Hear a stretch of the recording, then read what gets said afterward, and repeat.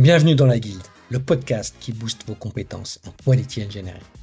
Je suis Jean-François Frézy, expert en Quality Engineering et passionné par la transmission des savoirs. Chaque semaine, je te partage des astuces pour transformer ta façon de travailler en Quality Engineering. Installe-toi bien, on est parti pour un nouvel épisode rempli de conseils concrets. N'oublie pas de t'inscrire à ma newsletter pour recevoir du contenu exclusif et ne rien rater.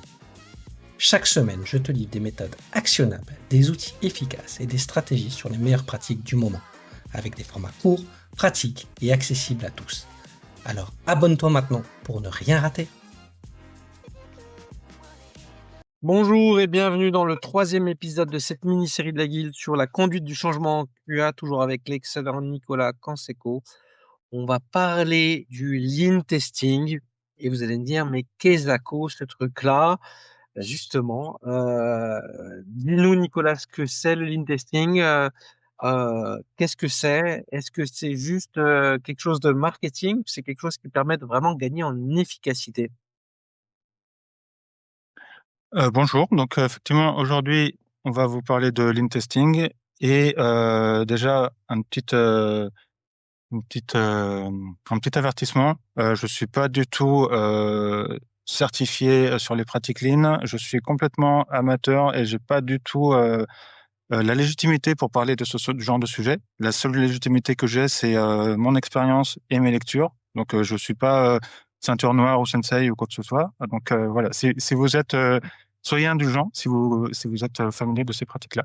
Et puis c'est le Lean appliqué à la qualité logicielle aussi. Effectivement, c'est ça. Donc, moi, je me suis, dans mes lectures, je me suis énormément intéressé aux pratiques agiles, par exemple au Kanban, à Scrum, puis plus récemment, depuis un an à peu près, à Lean. J'ai lu aussi des choses, notamment sur les pratiques de Toyota, voilà, tout ce qui vient de l'histoire du Lean, qui est beaucoup plus loin que l'histoire de l'agile. Ces lectures ont résonné aussi avec mes pratiques au quotidien. Dans mes pratiques, notamment l'exemple dont on parlait à l'épisode précédent sur le pair testing. Dans mes pratiques, finalement, de façon assez naturelle, j'en suis venu à réfléchir sur comment optimiser les phases de test. On est obligé dans des contextes où on doit aller vite, dans des contextes startup et agile où on doit aller vite, il faut optimiser les tests. On n'a jamais le temps de tout tester. Il faut réfléchir à ce qu'on doit prioriser, à ce qu'on doit ne pas tester, à comment mieux tester, à tous ces sujets-là. Donc il y a les sujets classiques d'automatisation, évidemment. Ça, c'est un sujet qui est connu et plus ou moins maîtrisé depuis une bonne quinzaine d'années. Mais il y a aussi des où on va intervenir de façon plus globale sur optimiser les processus, optimiser l'organisation, optimiser les façons dont on travaille en équipe. Tout ça, on est sur des pratiques de test, on est sur des pratiques agiles et sur des pratiques organisationnelles qui font que on va être plus efficace dans notre façon de travailler. Non, mais c'est vrai, c'est assez intéressant et c'est vrai que le but, c'est vraiment de se dire comment on va éviter tout ce qui va être inutile.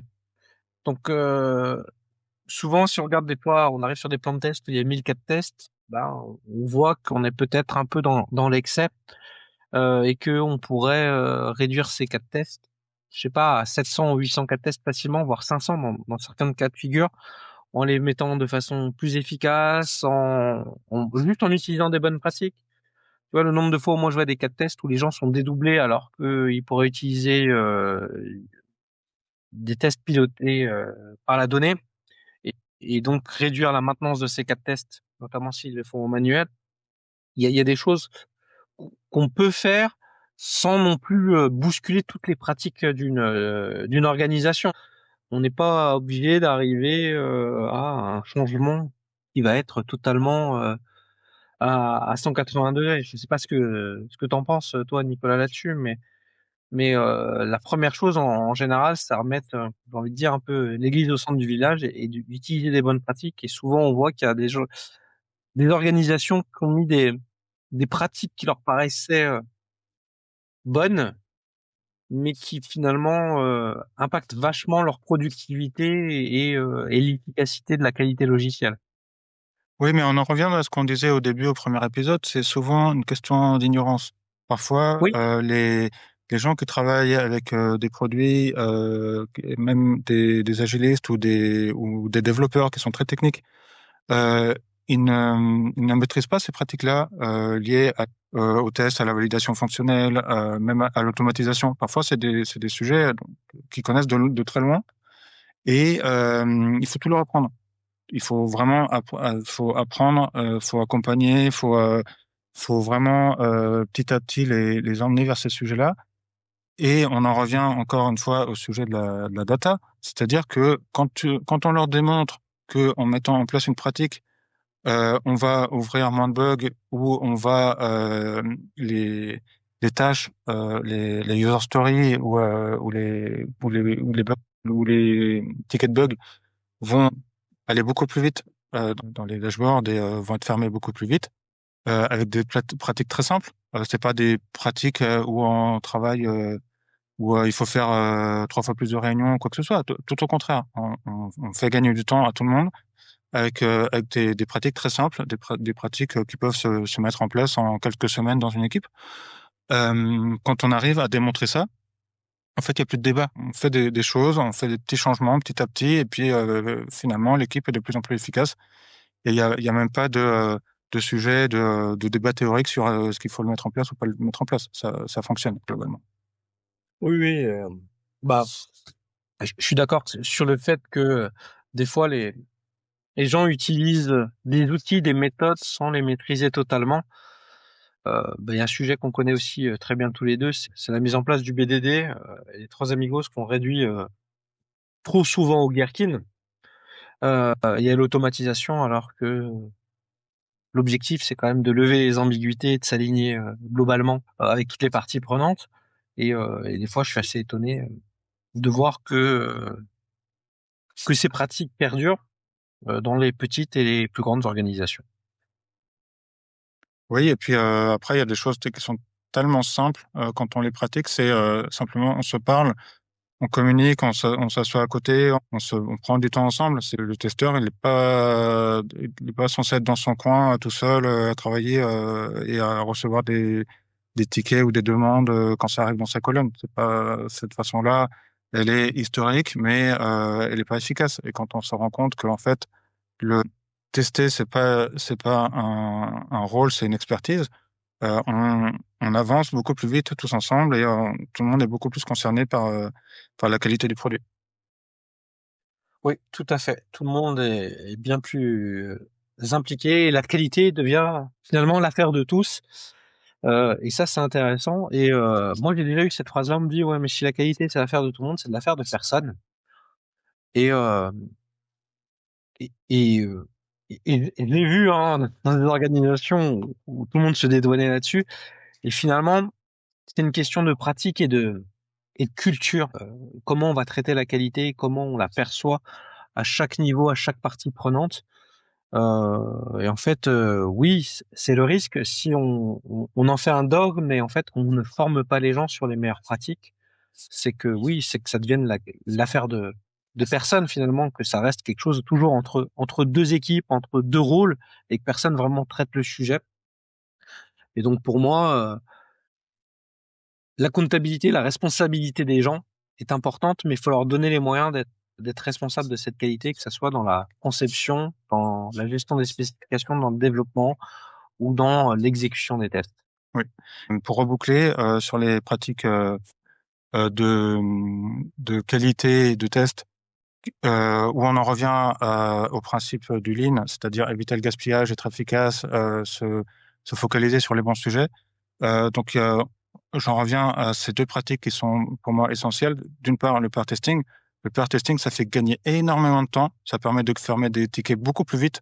Mais vraiment, hein, je l'ai mesuré dans des anciens projets. Parfois, les tickets sont fermés 4 fois plus vite. Très simplement.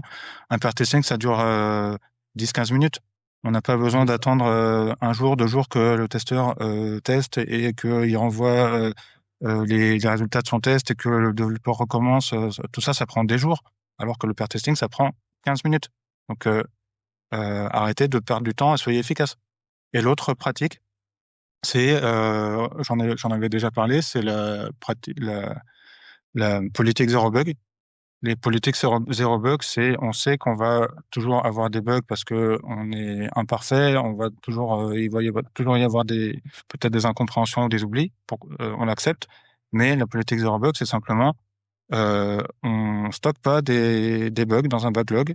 Soit on les traite tout de suite, on les corrige tout de suite, soit on les oublie, on les tag comme won't fix et puis on les corrige pas. Ça, c'est une pratique, encore une fois, une pratique lean. C'est, on va pas créer du stock, on va pas perdre du temps à repasser toutes les semaines sur tous les bugs, faire des comités de recettes, faire du triage, de la priorisation sans arrêt. Tout ça, on oublie. On a traité les sujets importants, on a corrigé les sujets importants pour les utilisateurs et pour les clients, et le reste, on vit avec. Et du coup, on passe beaucoup plus de temps sur des choses efficaces. Non, mais tu as tout à fait raison. L'efficacité, mais voilà, si jamais vous avez déjà pratiqué la politique zéro bug, ben, n'hésitez pas à nous contacter pour échanger là-dessus, ça pourrait être intéressant. Merci Nicolas pour cet échange passionnant sur le Lean. On va rentrer un peu plus dans le dur avec les indicateurs QA qui nous servent vraiment à piloter la conduite du changement dans le prochain épisode. Merci Nicolas, merci à vous toutes et à tous de nous avoir écoutés et je vous dis à très vite dans le 4e épisode de cette mini-série de la Guilde. Merci d'avoir écouté cet épisode. C'est grâce à toi que la Guilde continue de grandir. Si tu as aimé, n'hésite pas à partager autour de toi et à laisser un avis 5 étoiles sur ta plateforme préférée. Je te donne rendez-vous au prochain épisode avec encore plus de conseils pour booster tes compétences.